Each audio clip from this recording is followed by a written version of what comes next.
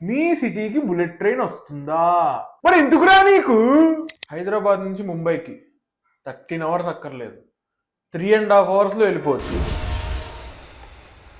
ఇదంతా జస్ట్ మాటలు కాదు. ఆల్రెడీ సెంట్రల్ గవర్నమెంట్ కోకాపేట దగ్గర సర్వే తీసుకుని ప్లాన్ స్టార్ట్ చేసింది. ఈ ట్రైన్ 350 km/h స్పీడ్ లో వెళ్తుంది. ఇది 3 స్టేట్స్ ని కవర్ చేస్తుంది: Telangana, Karnataka and Maharashtra. In between 10 stations వస్తాయి. అవి Hyderabad, Zaheerabad, Gulbarga, Solapur, Pandharpur, Akluj, Daund, Pune, Lonavala, Navi Mumbai. In real estate point of view stations ఎక్కడైతే ఉన్నాయో అవి డెవలప్డ్ సిటీస్ గా మారే ఛాన్సెస్ చాలా ఎక్కువగా ఉన్నాయి. But only disadvantage is time. It can take more than 15 years to complete the project. తెలంగాణలో రేట్స్ ఆల్రెడీ హైప్ లో ఉన్నాయి. This is not the correct time to invest అనుకోవచ్చు.